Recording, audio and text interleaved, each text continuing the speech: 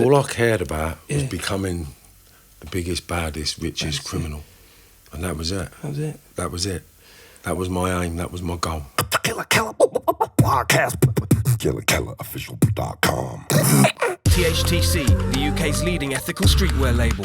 Organically grown and ethically built garments from hemp, organic cotton and other sustainable materials. 2019 is their 20th anniversary year. Join me with THTC as a Killer Keller podcast sponsor celebrating music, social activism, hemp and street culture. THTC, eco-fashion redefined since 1999. Beatbox created. Killer Keller. And we're here to talk about world music and street culture. Killer Keller podcast. Big shout out to our sponsors, my boys, Graffiti Kings. Ladies and gentlemen, this is the Killer Keller podcast. Like, subscribe, do not sleep. I repeat, do not sleep on my repeat. Live and direct, Central London, essentially as you need to be. You know how we do it. It's a different one today, and a really important one. Dabbling in all areas of street culture. There is an area to which I believe is extremely important to focus on with the right people, and we have the right person here without a shadow of a doubt. Would you like to introduce yourself, my brother? My name's Marvin Herbert. I am an ex-offender that rose to the top levels of the criminal fraternity.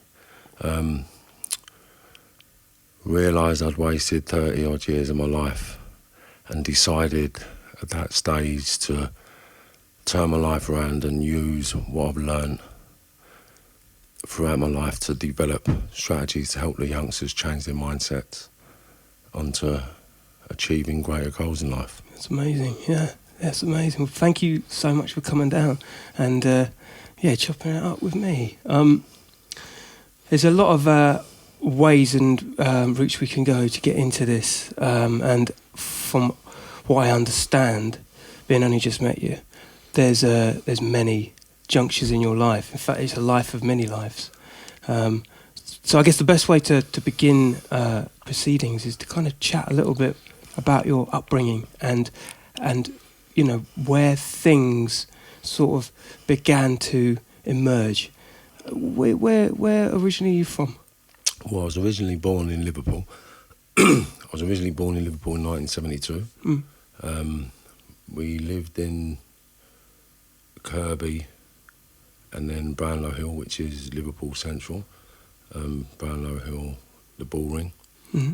And then when I was 7, 8 years of age, my dad moved to London. Right. You know, but it wasn't a conventional family sort of environment we came from. My dad was a sort of national, international sort of cannabis smuggler. Cannabis seller, smuggler, yeah. How old would you have been when you recognised that was definitely the trade? Was it all your life? Well, from, I suppose, 8, 9, 10, I was aware that there was products around my dad, what other people wanted. I didn't actually knew the severity of what they were or what they meant. I just knew that people wanted them and they paid for it. Mm. Was the activity, a lot of the activity based around your family home, or did he operate in different? It was all over the place. It was organised. Yeah. It was part of a bigger organisation that's connected to some, at that time, really big criminals as an organisation. And basically he had control of the London-based supplies. Wow. You know? Wow, because I guess wasn't Liverpool like one of the original docking places for a lot of kind of ins and outs? I believe so, yeah. Yeah. From what I've learned over the years from speaking to some of my dad's old associates in and out of prison, is basically that they had a strategy to get the Sensi into this country and distribute it throughout the whole country. My dad was in control of a lot of the London-based distribution in West London and North London, and Bayesian Barry was his name, and people that know him will know who he is, you know. And it was an understanding of a lifestyle that sort of spawned into the person I've become. Would you say you was born into the system in that respect? Well, yeah, you become your own environment. Well, you develop the person you are because of your environment and what you're faced with every day, and you're learning, you're mimicking strategies and who you base yourself or roll yourself upon, and then try to become that person, you know. But unfortunately for me, everybody in my world was a criminal, so I based myself on being the best type of criminal I could be. Yeah. What about your mum? Like, was your mum around at the time? Yeah, my mum's always been around. Like, my mum's always been around. There was a stage when I was a young teenager that she left the country to live in Greece for a couple of years. We was all grown kids then, so it wasn't an issue that we missed our mum. We was all at it, earning money, doing our bits, but she just went away to Europe for a while. What she went away for, I'll never know. But my mum wasn't a conventional lady either, you know. So it was living and being brought up with a mindset that created the person I did become eventually, you know. I find it really interesting. I mean, it's I kind of get a real deeper understanding of society and the way people are based on, like, having people coming on a podcast, you know, circumstances and the type of temperament of a person. Like, everyone's always different, and it's crazy, like you saying what you're saying there, because when you're brought up in a particular system, in a particular way, you know no different. It's what you are, isn't it? And it's your normal, yeah. It's your perception of normal. Yeah. So basically, with hindsight now, I've worked out over the years that basically my dad was a grafter. He was on the road. He was here, there and everywhere. He's got children with numerous amounts of women. I've got about 14, 15 brothers and sisters now. One of my brothers have died. But he was promiscuous, not because of any other reason, but he was travelling a lot, doing a lot of business here, there and everywhere. So his kids were all around the country. I know most of them. And basically, my mum was someone he had children with that was more promiscuous than he. So it was a very volatile relationship where my mum was a lady of the night, and when my dad wasn't around, she had to go graft to feed the kids. Then basically, my dad used to find out what she was doing, get the ump about that, and they'd have arguments. It's just my perception of what I saw and what I've sort of worked out. I've spoke to my mum, and she told me that she was that worker, but she stopped working when I was a young kid. But you pick things up and you see things. So I know what she was and I know how she was. But then basically her programming, which got instilled into us, was basically sex wasn't important, love wasn't important, and materialistic things you just got by any means necessary. So if I went out shopping with my mum, would steal half the groceries and then steal some clothes to wear to walk out the shop with, sort of thing. So from a very early age, I was out grafting with my mum.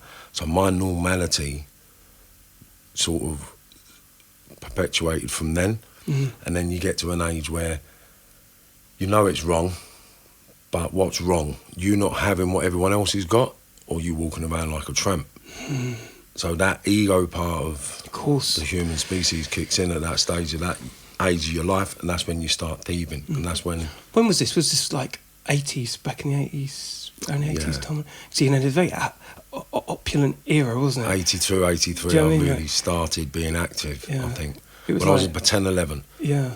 And that was a time in society where, you know, yacht rock was the music of choice, and, you know, Duran Duran on a boat, you know what I mean? Shit like that, and Thatcherism and all that. It really grabs you, doesn't it? It's like capitalism and, you know. Do you know what? It was... I look back now with fond memories, you know, and I had a lot of exciting times as a kid. I had a lot of fun as a kid, albeit it's the fun I regret that I indulged, but I appreciate the experience that it's given me to move forward. So, although I'd like to say I hate what I used to do, at the time it was fun. Well, you were of a minor age, weren't you? So, well, everything up until I was 36, I actually believed it was the right thing for me to do in the world I come from. So it was the common belief mindset that I had about my life, my existence, that made me continue sort of without any conscience. When you say things you used to do, I can't remember specifically how you phrased it, but what were the kind of antics that you used to get up to that you're referring to? Well, everything. There wasn't anything I never done. There wasn't anything I wasn't involved in within crime. There wasn't anything I wasn't arrested for apart from sexual offences. I've never been arrested or investigated or under any sort of suspicion for any sexual offences or child offences. But anything to do with violence, crime and sort of personal damage, then I've been arrested for everything and I've been under investigation for everything that you can ever believe. So, really? Yeah, so I covered a very large full range spectrum. and it started from 10, 11 years of age. And my first conviction was 11 years of age, I believe, for criminal damage, and then it was an assault, and then it went on to theft, and then possession with the intent, and then ABH, the GBH, and then burglary, and then robbery, and then more robberies, and then more burglaries, and then more crime, and then armed robbery, and then shootings. Well, do you think it kind of went up in stages? Up and up and up and up and up and up. And this is the thing that a lot of these youngsters don't realise. To actually get to the position that they dream of, what you have to endure and go through is something I wouldn't wish on my worst enemy. But at the time of my life when I was trying to get out of a situation and a lifestyle that I believed I deserved better, I wasn't into crime to be seen to be doing good. I wanted to get out of the environment. I wanted to be out of the crack houses. I wanted to be out of the whore houses. I wanted to be away from the junkies. My mum was a prostitute. My sister was a lady of the night and a junkie. Like, I was smoking crack at the age of 12 years of age, coming home from school. So, heroin addict by the age of 13. I stopped taking drugs. I stopped being addicted to heroin and crack at 17.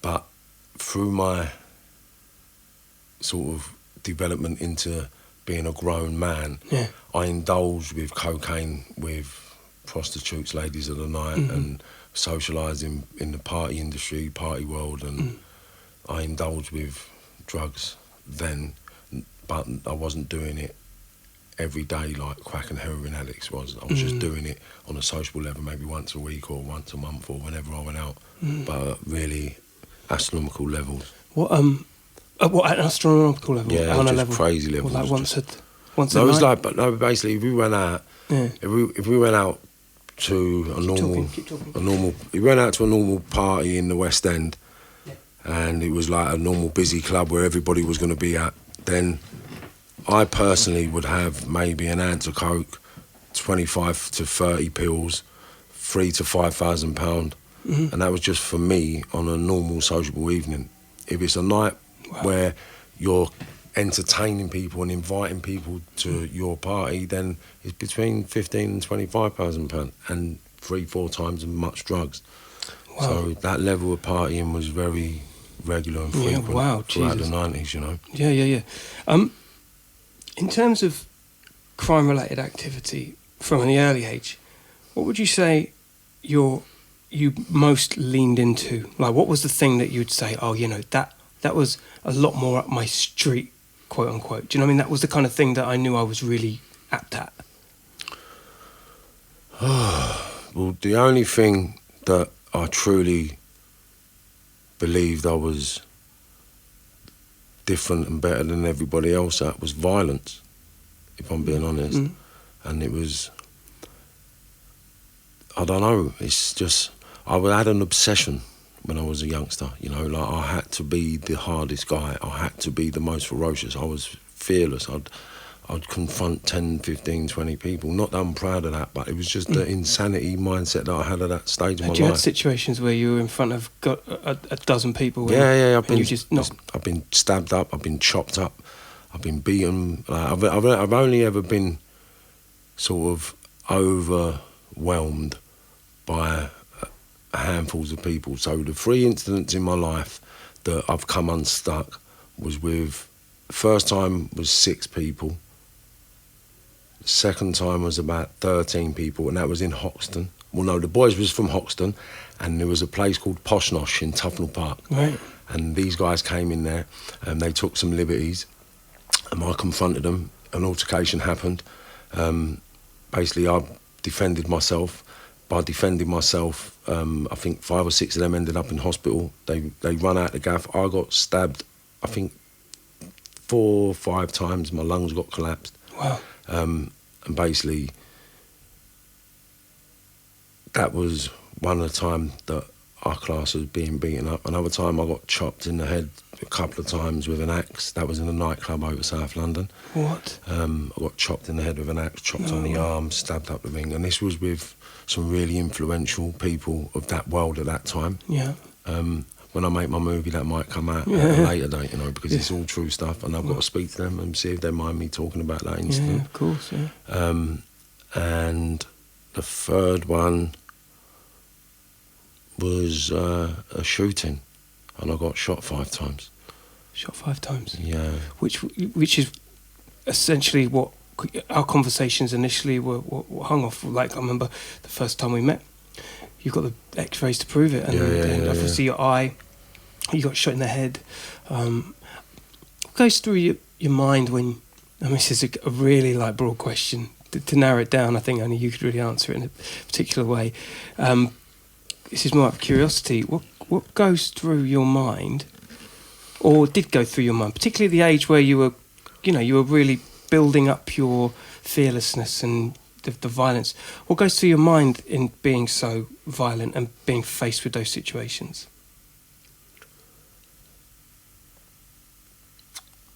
Well, I can answer that in 2 ways. Do it, yeah. So I can answer it with the mindset that I used to have, and I can answer it with the mindset that I have now. Please do, yeah, So absolutely. the mindset I used to have is because I had to be the strongest, I had to be the hardest. So it didn't matter to me at that stage who I affected, as long as I became that alpha within that environment. So any environment I went in, no matter where it was in this country or on this planet, I would want to be the alpha. And it was an obsession I had. And whoever was the alpha in the room at that day, I would confront without a shadow of a doubt. Really? And and a lot of the times it became harmonious, where the alpha male of that environment realised that we'd have a problem. So the best thing to do is become friends.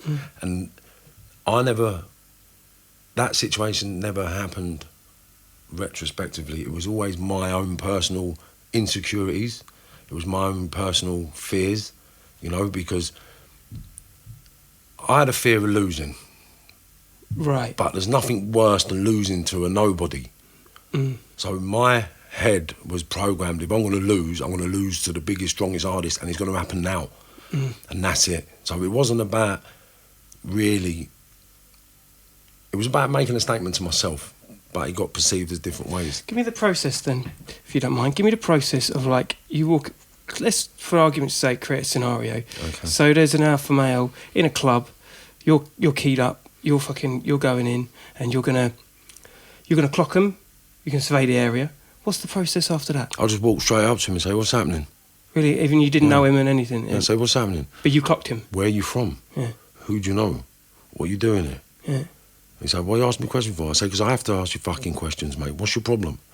And it would just be confrontational like that. Immediately? Yeah, on the median? Yeah. And Wow. that's how I was as a kid. That must have taken the wind out of you every day having to do that, though. No, because ironically enough, I was successful and achieved my goals. Yeah. Do you understand? I never failed. I weren't one of them guys that was going out every weekend. And I'm not saying this out of ego. I'm just saying that this was what developed the man I become. Yeah. And this is why the man I become needed to change and do so much I do now for change, because it's a mindset that's wasted good talent. It's wasted a lot of life where it could have grown and built life exponentially for not just myself, for hundreds of societies, if everybody could adopt a certain mindset, then we're all going to achieve the same goals. Absolutely, and this is the sort of thing that I kind of want to challenge people to listen to your story, because that, at its core, is what we're getting at. And I think out of our previous conversations off record, it's the interesting backstory to you is that you adapt the business ethics within criminality that actually mirrors society as a whole, and it's how you inject that, isn't it? It's how you inject the right levels of that business acumen in and put it into something positive. Yeah, isn't it? And it was because prior to my epiphany and my change, my only drive was survival. Yeah. Okay, I never had food every day. I weren't bestowed with presents, birthday presents. I got them occasionally. I got bits occasionally. We wasn't diabolically poor. When my dad used to give my mum money, she used to spend it. And when my dad used to give us money for Christmas, she used to spend it. But when my dad used to give her money throughout the year, she used to smoke it. Do you understand? So Christmas and that would get some things, or would have to share presents. I get you. So too much of anything like money became a problem. Yeah, because my mum would just do it, right? She was a party girl, right? Lovely person, developed into a fantastic grandmother, but she had her flaws growing up. And basically that sets the mindset and everything else that follows after that. Yeah, absolutely. It's incredibly circumstantial, and I don't doubt for a second that there'd be people out there listening, some of which would never have heard of you, and I'm getting a complete insight in this. Some that would have definitely heard of you and are probably panicking in their tea at the moment. But there's gonna be some kids out there that are going exactly the route that you have gone, and it's so important that you voice what is on your mind and what you know to be the truth, and they can learn from it before they get too deep, isn't it? Yeah, well, the truth is that it's all a myth, okay? And it's a myth that's created for a purpose. And the purpose is to manipulate the weak, you know? So I don't believe in manipulating the weak. I believe in empowering the weak. Every problem I've ever had growing up, and people that listen to the podcast or people that know me will know and understand that I've engaged in other people's problems. I've got involved in problems to help you out and created a whole big problem for myself because of the loyalty factor. Yeah, I was a loyal friend to people. I was a loyal attribute to people. I was everybody's benefit, although I believed I was everybody's friend. And we'll move on to that later, because that's what made me change my perceptions and my perspectives in life, you know.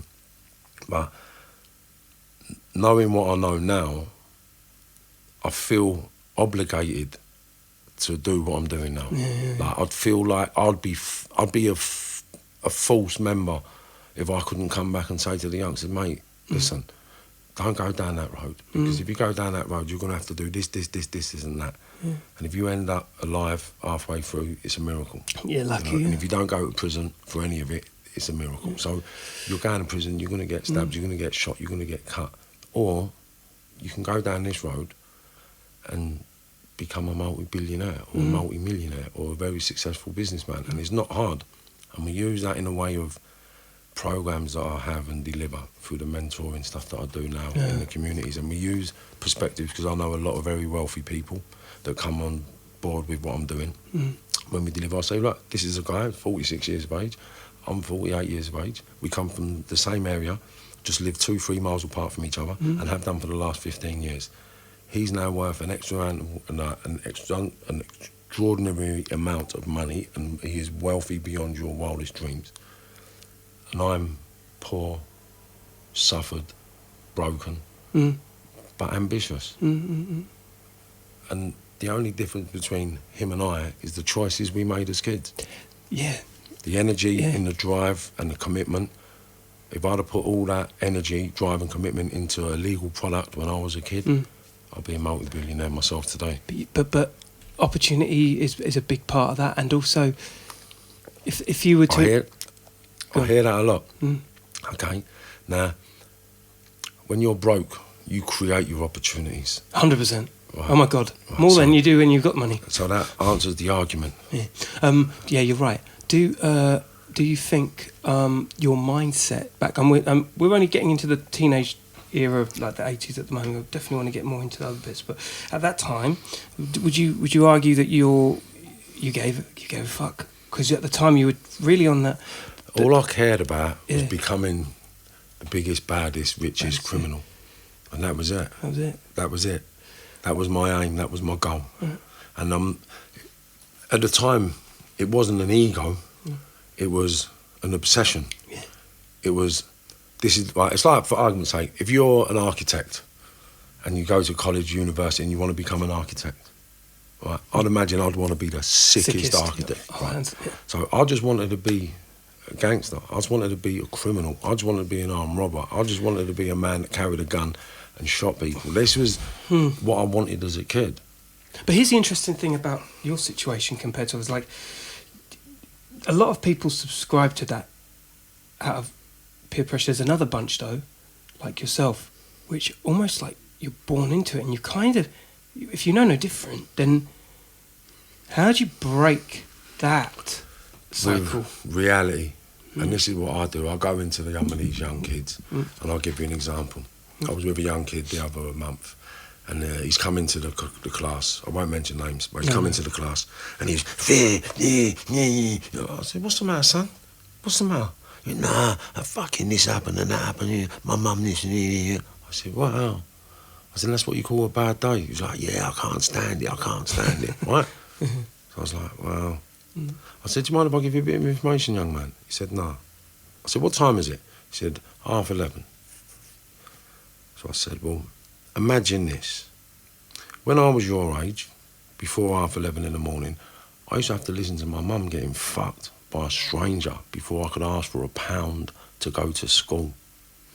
Some days I'd have to smoke crack with my mum to make her feel good to give me the £1.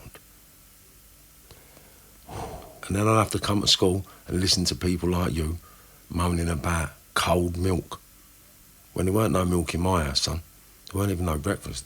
Plenty of drugs, but no breakfast, right? Then he took that on board, and he digested it.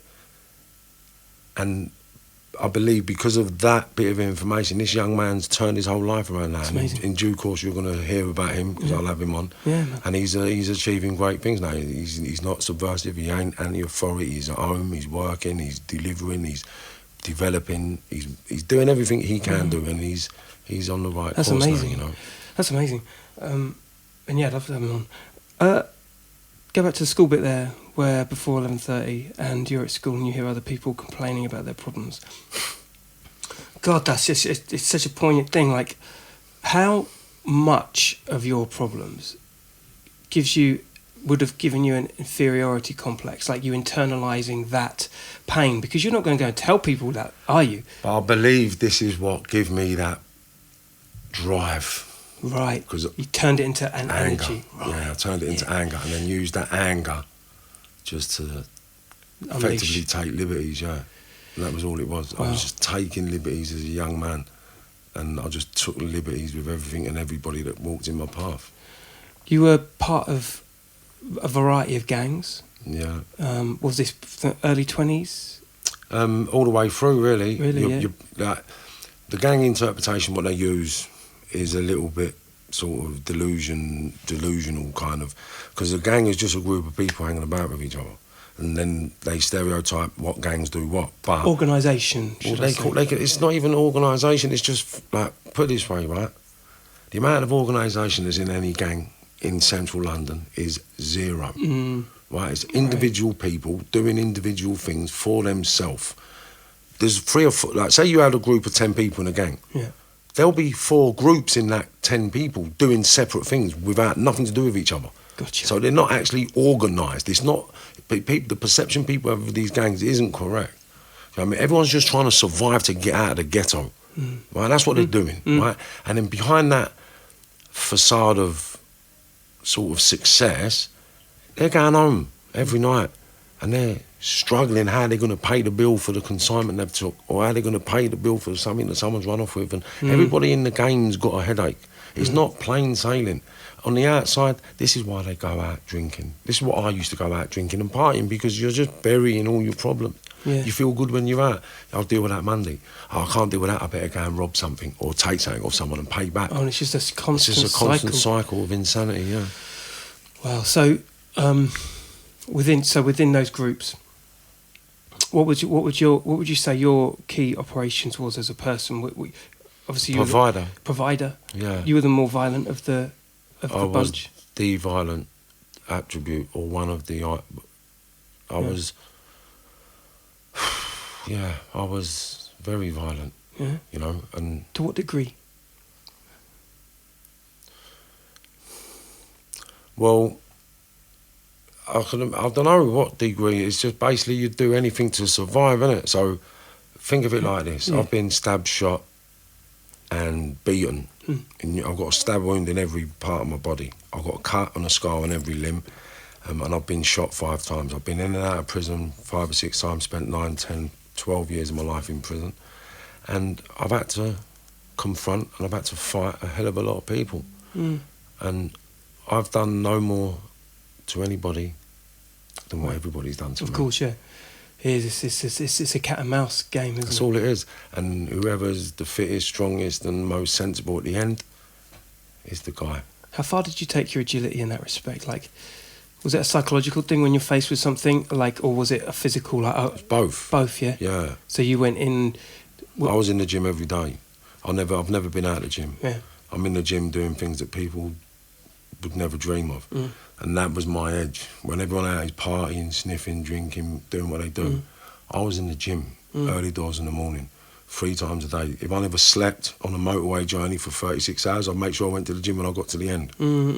People out there now, they all know. They used to say I was sick. He's an idiot. He's off your head. He's in the fucking, I don't know what he's in the Did gym they think you were off your head? Yeah, people thought I was crazy. Did that add value to the persona of? It wasn't. That was my normal. That was just you on a. My normal on a 10, was insanity. Do you understand? Yeah. If I didn't like the way you looked at me, I'd attack you. Yeah. Whether I had a knife, gun, or hands available to me would just determine what I'd use. Yeah. Yeah. Wow. You know, and it wasn't me on my own. It was just a whole environment. It was like, you know, it was the whole country. This is the mindset we had at them days. Really? you know. So your idea was to completely take over. Well, it wasn't so much take over. It was just about establish myself in what I wanted to have, and I wanted to have.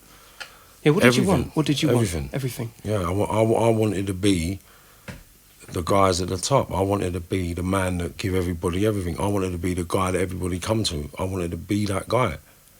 You wanted to be wanted. Yeah, I wanted to be needed. Yeah, which is really endearing when you really consider the factors. Or sad when you look at the factors. Because we think about it on another's perspective.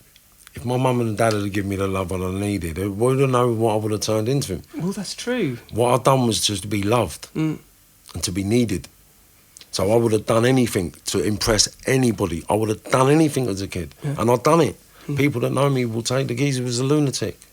Oh, yeah. Some people say he's a fucking idiot, he's a fuck. No one had ever tell me anything negative to my face though, growing up. No one.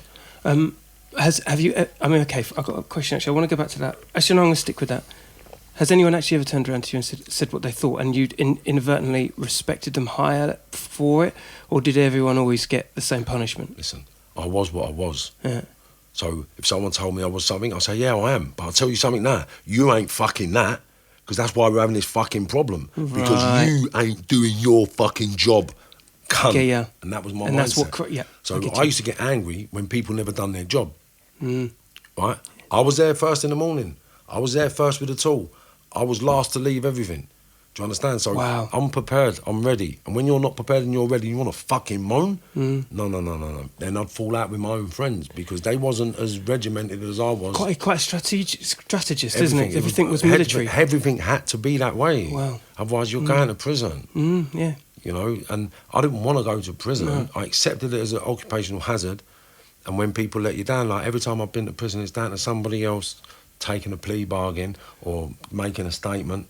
Do you understand? Like How does that? setting me up. How does that work in the trust? It doesn't, does it? Well, listen, at the end of the day, you're in a world full of weak-minded people looking for a way out because none of us are that intelligent, otherwise we'd all get jobs or would all see what we see now as kids. I'm not saying people are thick in that game. I'm just saying that it's an ignorance that we all have. Now, for argument's sake, 20 years ago, I would have called you, like, I'll give you an example. Yeah. Yeah.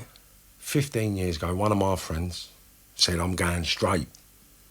Right? I'm in prison, finishing, I think, a 6-year sentence, a 5.5-year sentence. And I heard my pals going straight, right? I said, he's a fucking lunatic, the fucking idiot. Don't worry about him going straight. He ain't going fucking straight. How's he going to survive? Because I had a belief that you couldn't make as much money legitimate as you do in the criminal world.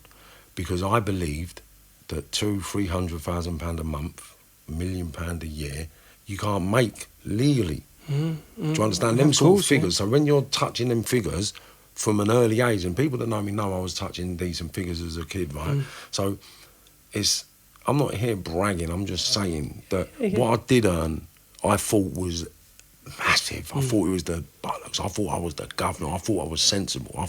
I believed the world was my oyster.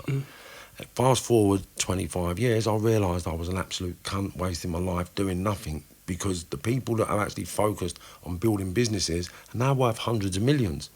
I'm not even worth $1 billion. I mean $1 million. Do you know what I mean? I don't even own my own home. Do you know what I mean? I've only been allowed to have a bank account for the last 5 years.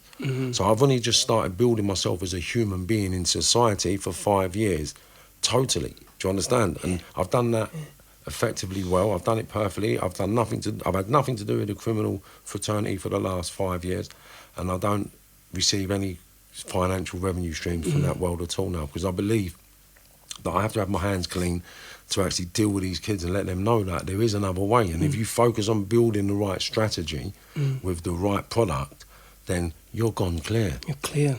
Clear. But it's so... This is the thing, kids... There's a level of... I remember myself as a kid, there's a level of, like, immortality. Do you know what I mean? Where you just feel like you live forever and everything you're doing in that moment will proceed and go far beyond your experience. And you just have this bizarre kind of... But you don't realise that, you know, 48 you're insanity. or 50, you don't realise. I never realised until I got shot. Right? So I got shot. The doctor told me I'll never walk again. Right? I'm never going to walk again. Never going to be able to do sports. Never going to be able to do anything. My bones shattered into so many pieces. And for a while I was a little bit depressed in hospital. And then I realised that, no, what are you so depressed about? You got people that love you. You got people that love you. You're going to be all right.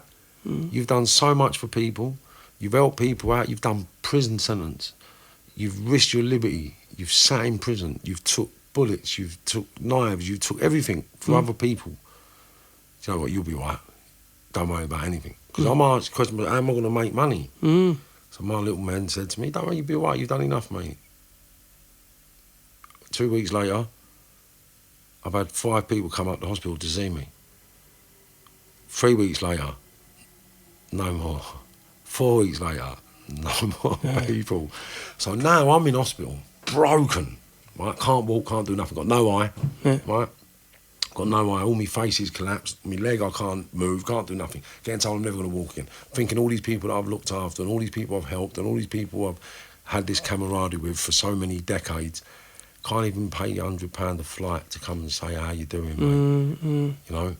And it absolutely broke my heart to think that I'd done and sacrificed everything in my life, albeit meaning nothing. I'd done it for everybody else because I loved them. They were my mates. Yeah, and you'd done it for love. What? Someone's done what to you? Yeah. Come, I'll deal with that. No, what would you need? Yeah, I'll get this for you. Do you know what? I've even robbed large amounts of money to give to people that have no money because they're going to get evicted from their house, they can't pay their mortgage, they've lost this money, they've lost that money, they've had a headache, and they're depressed. They've come to me crying, big men, and I've said, oh, don't worry about that. Give me a week, can you wait a week? They go, yeah, and I'd go out and I'd rob money and take it to them and say, yeah, look, there you go. Do you know what I mean? And then other people are getting themselves in trouble, and although they're wrong products, I'd get consignments of work to give to people to get themselves back on their feet. Consignments, what do you mean? With drugs and things like that. Gotcha. So I wouldn't earn no money out of it, but I'd say, look, do me a favour. I've got a young kid who's got no money. He's got a good kid. Yeah, bung it his way kind of thing. Give him a bit of help, yeah. And then they give him a bit of help. Yeah. You know, so that's a huge respect level there from them to you, isn't there? That you can not only help someone, but you can command people to react in that way and just help them. It's just when you're part of that world, everybody's a benefit or a use. Do you know what I mean? So if I ask someone to do me a favour, they're going to look at that, well, how can I get that favour returned? Well, do you know what? I might need him for X, Y, Z. Yeah. And what I was good for back in the day was collecting money. The X, Y, Z. Yeah, so if people had problems with money, then they'd ring me up, no matter how big the villain was.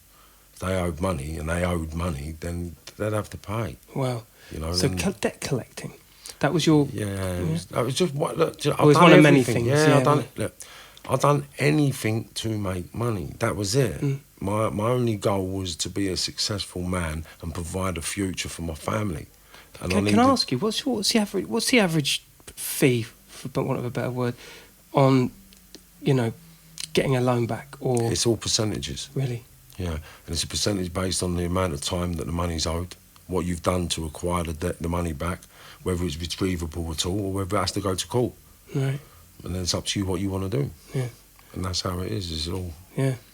But you'll just you'll find where that person is or what the movements are, and then you'll square them. Yeah, because everybody knows everyone. And if you're crooked, although everyone believes the criminal fraternity is massive, it's not. It's very a small world. Yeah, it's like the music industry, isn't it? You just find anyone anywhere. Because they have to. You only go to a place where you know them. So, for argument's sake, if you've got a problem with a guy, and you know the guy sniffs coke, then he's in a certain area. Then all you need to do is find all the coke dealers, pay the coke dealers loads of money. Give them a couple of extra grand. Oh, mate, listen, if anyone like this, if this number rings you for a bit of gear, give me a bell.